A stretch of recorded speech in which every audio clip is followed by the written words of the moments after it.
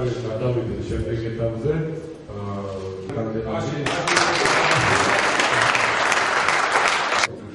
პირველი მოეწოდება როგორც ვიტყოდი service-ი გავაგრძელებ. ეს გამომიკითხე ხო არ დავუშვებდი.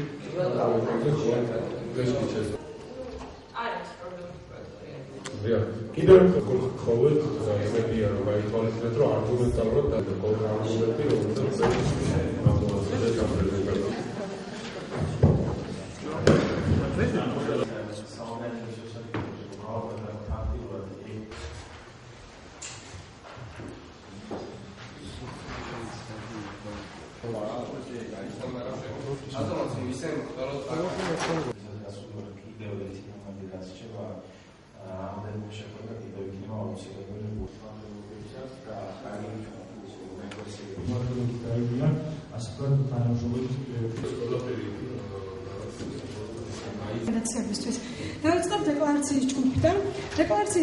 ეს პროექტი მნიშვნელოვანია იმის გამო რომ მასში ჩართულია თითქმის ყველა უნივერსიტეტო თვითმმართველობები.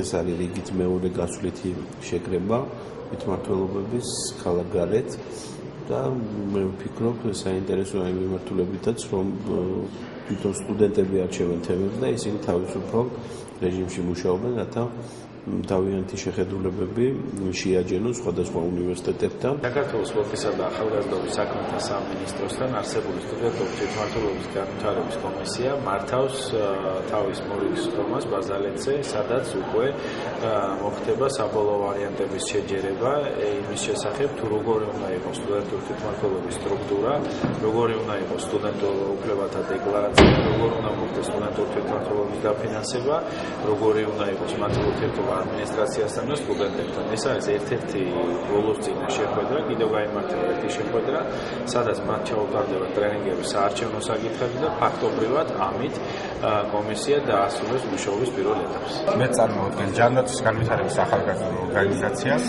დღეს გვაქვს საბოლოო შეჯამება პრობლემების გადავების, ასევე მისი გადაჭრის გზების.